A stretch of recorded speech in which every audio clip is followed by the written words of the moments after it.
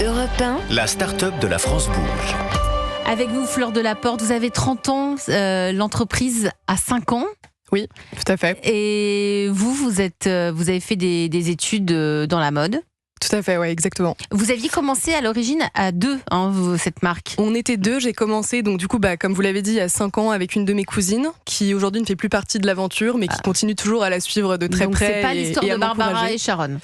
Non, c'est pas l'histoire de Barbara simple, et Sharon, mais on s'en inspire beaucoup parce que effectivement, c'est comme on disait tout à l'heure, c'est pas évident forcément de travailler en duo, mais nous ça a toujours bien marché. C'est juste qu'elle a choisi de prendre un chemin un petit peu différent. Donc là, vous êtes seule. Donc je suis seule pour l'instant, oui. Vous avez jamais, je me tourne vers vous, Barbara Boccara et Sharon Krief, toujours à la vie à la mort, ou dites-nous franchement, il y a eu des moments où peut-être que vous pouviez plus vous sentir, non? Je sais que tout le monde a vraiment envie qu'on. Non, on n'a pas envie. C'est vraiment la première chose que les journalistes les fondations de cette marque, c'est notre amitié. Donc c'est ce qui passera toujours avant tout, en fait. C'est merveilleux. Donc même dans les moments difficiles, on reste soudés. Oui. C'est ça qu'on retient, parce que là, ça dépasse l'amitié, l'entrepreneuriat, gagner de l'argent, gérer des gens, virer des personnes, sortir des personnes. L'argent, c'est pas notre moteur. On n'a pas eu ce moteur-là pour démarrer notre histoire. L'argent, c'était vraiment pas, encore une fois. Oui, mais quand vous avez perdu de l'argent, que le fonds a pris beaucoup de place, il n'y a pas eu de tension. Mais le fonds, c'était prévu qu'il prenne de la place, on l'a vendu consciemment. Donc il n'y a pas eu de tension, c'était prévu. C'est formidable. Franchement, c'est un très très bel exemple d'amitié. Fleur Delaporte, donc vous avez créé les Actifs Paris il y a 5 ans, vous avez fait une école de mode. Et qu'est-ce qui fait que vous vous êtes dit, je vais me lancer dans l'entrepreneuriat, et pourquoi dans le wellness, c'est-à-dire dans l'univers du bien-être? Il se trouve que du coup, à cette période-là de ma vie, je faisais déjà beaucoup de sport. Ma cousine aussi, du coup, avec qui j'ai fondé les Actifs il y a 5 ans. Et en fait, on s'est toutes les deux rendu compte de la même chose. En fait, on a fait le même constat. On s'est dit, en fait, on en a ras-le-bol d'acheter un legging, c'est qu'au bout de 3 lavages, il perd de son élasticité ou il se met à boulocher. Et en fait, on s'est dit, il n'y a pas trop d'alternatives qui soient à la fois confort, technique, et puis surtout qui soient durables dans le temps. Et on s'est dit, puisqu'on est toutes les deux à faire le même constat, on n'est sûrement pas les seuls. Il y en a peut-être plein d'autres qui sont concernés. Et c'est un peu comme ça que de fil en aiguille, et on a commencé à y réfléchir, et on se disait, tiens, pourquoi pas s'associer pour faire quelque chose et créer une marque justement qui répondrait à nos besoins. Et justement, vous allez pitcher les Actifs Paris en 1 minute. Flore, okay, c'est parti. Alors les Actifs Paris, c'est le sportswear féminin conçu pour durer dans le temps. C'est une marque que j'ai créée du coup il y a 5 ans, qui se développe principalement en ligne, mais également beaucoup en studio de yoga, pilates et autres points de vente physiques comme des boutiques style concept store ou boutiques multimarques. Et voilà, notre production est réalisée en Europe. On fabrique nos tissus en France. L'assemblage des pièces est réalisé au Portugal. On a aussi une petite partie qui est assemblée en Tunisie, notamment tout ce qui est le swimwear. Et on souhaite vraiment que chaque femme puisse se sentir vraiment à l'aise, belle et très confort dans ses tenues pour aller au sport. Mais au-delà, l'idée c'est que cette idée, un peu cet univers wellness, la suive dans son quotidien. Donc même sa tenue de sport, elle peut être habillée en ensemble les actifs pour aller faire ses courses, pour aller promener son chien, pour aller boire un café. Voilà, on essaye vraiment de démocratiser le sportswear un maximum. Merci Fleur Delaporte, pile 1 minute, fondatrice des Actifs Paris. Benjamin. Très belle idée, et c'est vrai que j'ai l'impression que les vêtements de sport s'usent beaucoup plus rapidement que les autres vêtements. Alors il y a la transpiration, etc., mais aussi c'est vrai qu'on est obligé de les laver à chaque fois. C'est pas comme un pull ou un jean où on peut le remettre. Et c'est vrai que les vêtements de sport s'usent beaucoup plus rapidement. Je le vois dans ma penderie. Dans ta garde-robe. Il y a quoi comme produit, Fleur, dans les Actifs? C'est quoi? C'est une brassière? C'est un legging? C'est quoi? C'est vraiment des basiques du sportswear. On voulait vraiment créer ce dressing un peu intemporel du sportswear féminin. Donc ça va être des brassières, des leggings, on a des t-shirts, on a des combinaisons, parce que on se fie aussi beaucoup à les retours de nos clients, ce que nos clientes cherchent.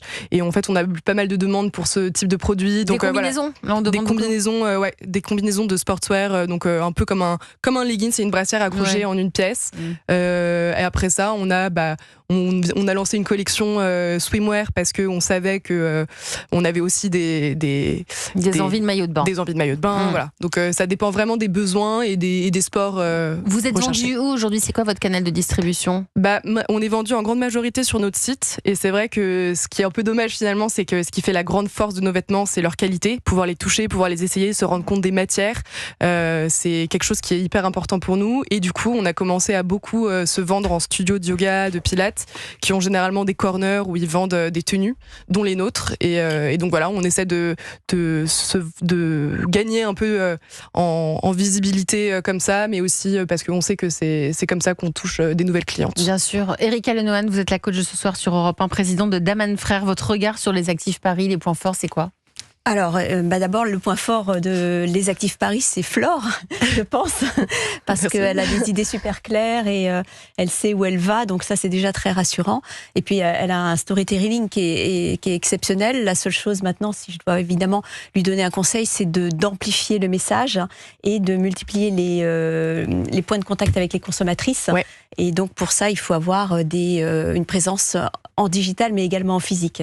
Ouais. Donc, au niveau de la... C'est ça qui manque, en fait. Oui, je pense, tout à fait. Magasin physique. Et puis après, amplifier la communication aussi, alors en créant soit des événements, soit, par exemple, peut-être trouver une ambassadrice. Alors, je sais, quand on est une start-up, on n'a pas toujours beaucoup de budget, mais trouver soit des influenceuses, soit une ambassadrice dans le sport. Sympa, qui peut vous le faire un peu gracieusement. Et qui pourrait un peu gracieusement porter la marque un peu.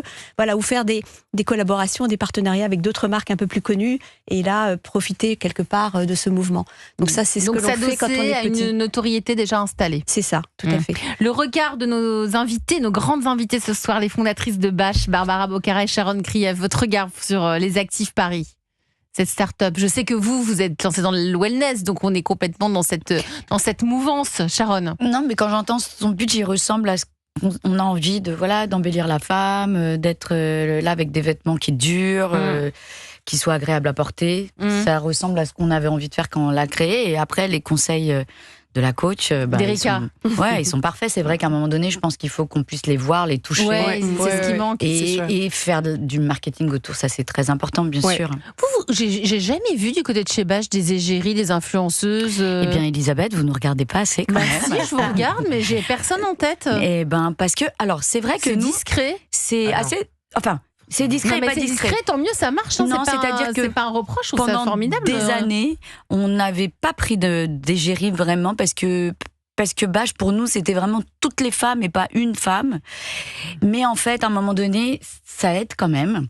Ouais. Et c'est vrai que l'égérie qu'on a eue l'année dernière, c'était la fille de Mick Jagger, Georgia May Jagger. On avait démarré par Claudia Schiffer. Et la première, on avait commencé par Claudia Schiffer. C'est bien de le rappeler, je me souviens pas.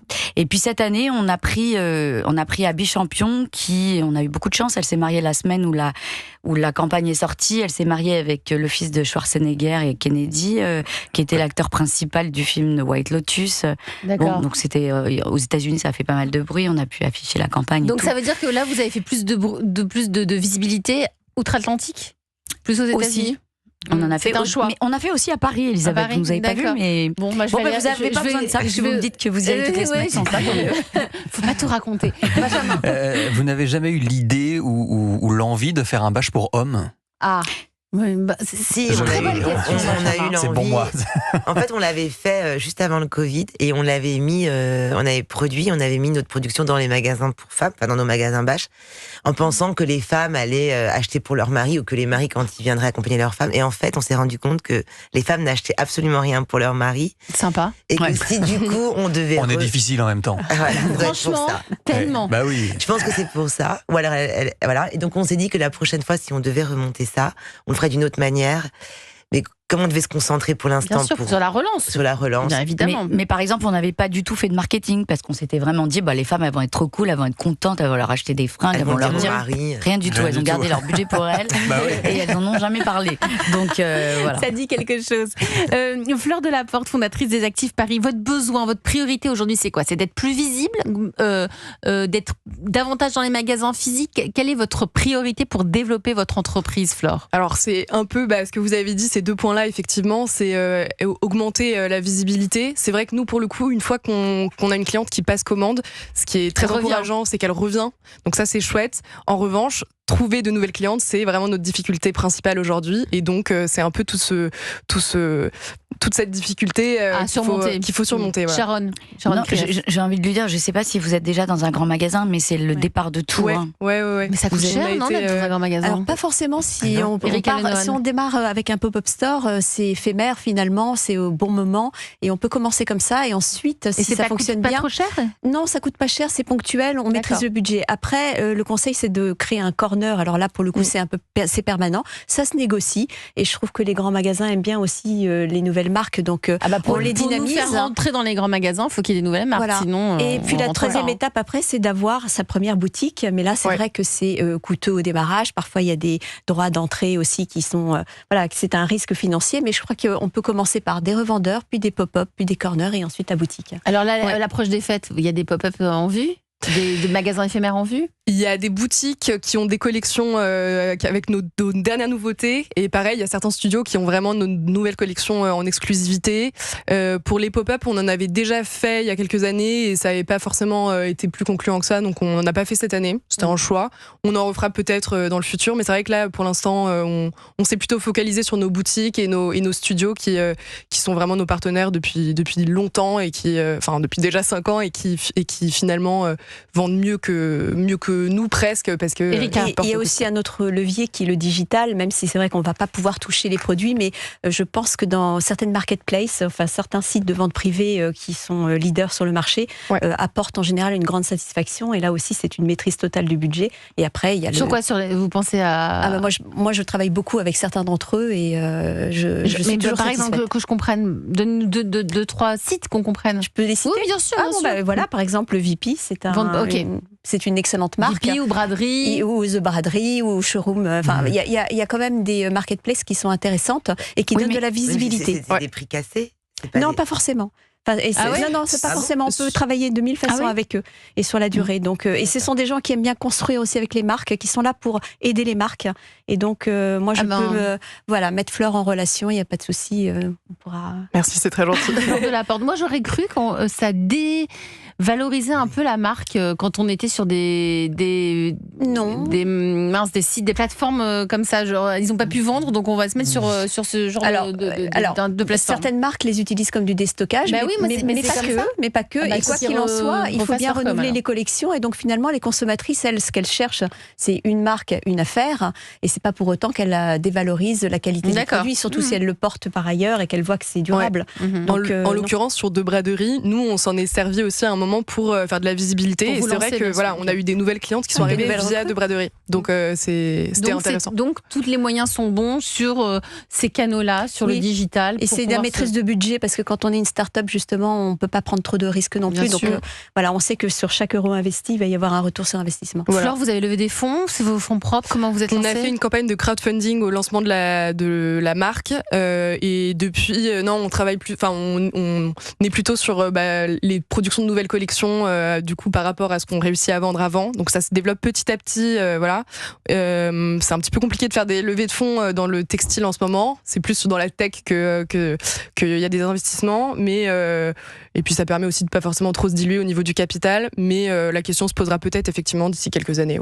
Les actifs Paris, Flore Delaporte, votre part de vente sur le numérique, Barbara Bocara, Sharon Krief pour Bâche, 30%. Ah, c'est bien, hein, ça a toujours été dans ces eaux-là, ou c'est en augmentation ? En fait, non, ça a vraiment augmenté après le Covid. Ça a vraiment repris après le Covid. Mais depuis le début avec Sharon, alors que c'était pas du tout d'actualité, on avait pris un ami à nous qui nous avait bricolé un site marchand. Mais alors que c'était pas du tout, mais vraiment très très vite. Rien n'était prévu et à chaque fois ça marche. J'adore. Non mais c'est formidable. Non, parce que c'était vraiment, je vous parle de ça, au bout de 2-3 ans de création de la marque. Donc vraiment à l'époque, les marques, elles étaient pas du tout dessus. Et nous, on avait compris que ça allait prendre, en tout cas, on l'avait senti. Et donc on n'avait pas trop les moyens non plus. Donc on avait un copain à nous qui nous avait bricolé un site. Et puis au fur et à mesure qu'on a eu de l'argent, on l'a amélioré. Et là où vraiment ça a explosé, c'était pendant le Covid. Pendant le Covid, vous restez avec nous autour de la table de La France Bouge. Barbara Bocara, Sharon Krief, fondatrice de Bâche, Flore Delaporte pour les actives Paris. Vous avez aussi un site de seconde main, non ? Oui. Ça aussi, c'est important pour pas gaspiller. En fait, on a lancé ça malheureusement juste avant le Covid, donc c'est passé un peu... mais on était la première marque française à avoir dans notre propre site un onglet seconde main. Benjamin, la seconde main, il y a quelques chiffres. Alors, si je prends les chiffres de l'an dernier, c'est près de 300 000 tonnes de vêtements, chaussures, encore linge de maison qui ont été mis sur le marché de la seconde main. Ce sont les chiffres de l'organisme Refashion. Alors comment on fait pour pas gaspiller, surtout avec toute la concurrence asiatique autour de nous. On va en parler dans un instant.